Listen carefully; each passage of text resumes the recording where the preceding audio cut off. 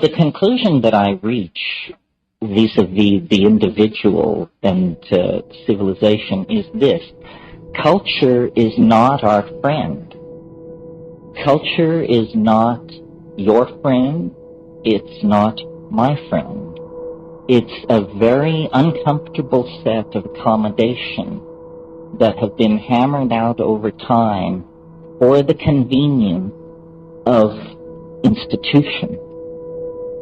A young man gets his first dose of the news that culture is not his friend when told that he's going to be given an air ticket and some training and sent to an exotic country to kill its inhabitants in the name of some political ideal.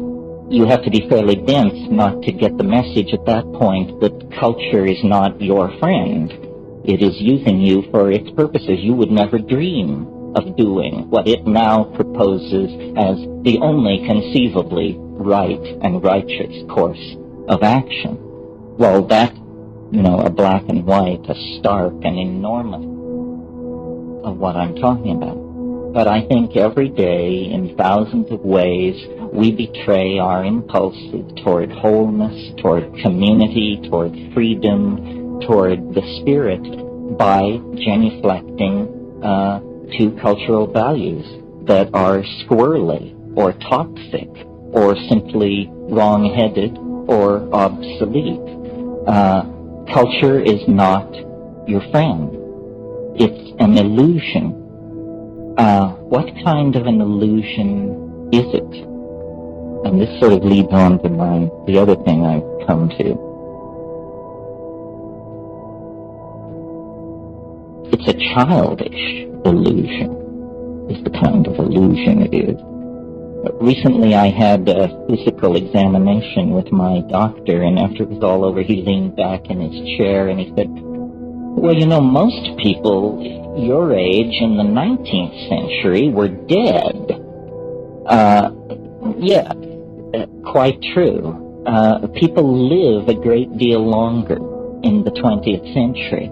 And consequently, I think part of what drives alienation is it's like culture is like being taken in a crap game. If you play long enough, you will figure out that you're being screwed.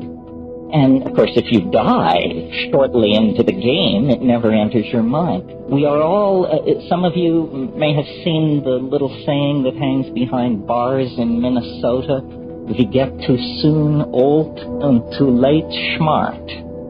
Well, some of us are getting smart earlier and earlier. And what is seen through to them is the fact that culture victimizes, ideology victimizes.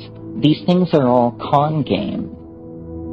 Reality, culturally defined reality, is some kind of an intelligence test. And those who are joining are failing the test. This is very clear to me looking at, phenomena like alien abduction and the great enthusiasm for conspiracy theory that now seems to attend so much modern thinking. Again, these are epistemological cartoons where low production values made acceptable through tolerance of TV is allowing people to accept material into their own story which should actually end up on the cutting room floor. Nothing is what it appears to be. Surely you've noticed that. That's A, right? A is nothing is what it appears to be. Well, therefore, complex, difficult, tricky, and mercurial things are even less likely to be what they claim to be than other forms of reality. So, confronted with the endless whispered rumors and doctored photographs and breathless testimony from the denizens of trailer courts and so forth and so on, what is one to make of all that? Well, I think what the message is return to basics. The information matrix has become compromised. The data stream is now suspect. Return to first principles. What are first principles? That's what the 20th century is trying to figure out. Yes, what are first principles? I'd like to suggest to you that a place to begin is the body. You have one. It isn't ideologically defined. It can be ideologically defined. In Catholic school, the nuns used to tell us we should dress in darkness so we wouldn't be an occasion of sin to ourselves. That's an example of the body becoming ideologically defined. But it precedes culture. Culture has to deal with the fact that your eyes are on the front of your face. Culture would probably rather have it some other way. It would be so convenient, but hey, it's a given. I'm so happy our rumps don't swell in estrus the way some of the other primates do. Can you imagine Giorgio Armani trying to create a line of fashion that comes to term with that? But I digress. So the body is a pre-cultural given. And coming with the body is this amazing thing which everyone wants to give away, throw away, get away from, called the felt moment of immediate experience. The felt moment of immediate experience. This is you, now, here, in your body, with the cheeseburger slowly dissolving, the cup of coffee, the caffeine, the bladder, all of these things, collisions, concrescences, the crossing of trajectories of mental process, digestive process, metabolism, intent, income, emotional state, the felt presence of immediate experience, lodged in the body-mind system in the moment. That's who you are. That's what they can't take away from you. Whether they drag you away to prison, beat you, drug you, whatever they do to you, you will still have some kind of felt presence of experience until you drift into the darkness of non-entity. So there then, one can begin to build outward from that core and say, aha, so the stuff of understanding is not information passed by culturally validated coding systems among the primates at high chatter rate. In other words, the truth is not in the public space or the historical space. The truth is in the felt state of the body in the moment. Because this is sort of the dirty little secret of Buddhist ontology. It isn't the cheerful new Buddhism being exported from California. It's the old-style Nagarjunian Buddhism that says, it is an emptiness within an emptiness, after an emptiness, before an emptiness. This is Nagarjuna on the nature of Bodhi mind.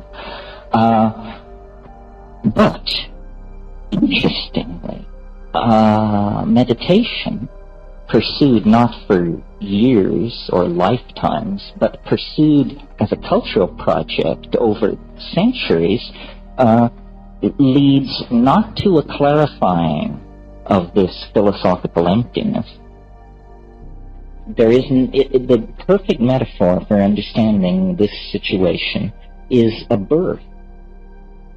If you had never seen a birth, and you were rushing about your daily business and suddenly came around a corner and this was happening, as, for example, could happen to you in India or in Africa somewhere, and here you confronted human birth, if you had not been prepared for that moment, you would have a real emotional thing on your hands. It looks like a medical emergency. blood is being shed, organs are being stretched, there's pleading and groaning and moaning. You have to have your chops very together to look at this situation and say, how wonderful. New life coming into the world as it has always come into the world. Now, a birth can be simple and easy, or it can be prolonged and tormented. It can be an occasion for joy, or it can end in catastrophe. The key is preparation, understanding, awareness, and a desire to meet the experience in all of its fullness. The birth is coming. The birth is coming. And what it does to the social systems we've put in place, the groaning ecologies that are taking the weight of our billions, what it does to the atmosphere, what it does to the economies upon which you and I depend, this all depends on how educated and enlightened each one of us can make ourselves as the thing moves toward completion. And it's no time for foolishness. And it's no time for rumor mongering, and it's no time for throwing away your epistemological razors and indulging in the spreading of unlikelihoods. It's time to actually pull together. We have the technologies and the informational structures and all the necessary abilities to create paradise on earth, to lift up the least among us to at least an acceptable level of comfort and freedom. Why do we not do that? Because what stands in our way is our own minds, our own habits. We must change our minds. That's the most powerful political work people in this room could do, and there is nobody who is so enlightened that they don't need to work on themselves and do this. To the degree that we can change our minds, we will escape extinction.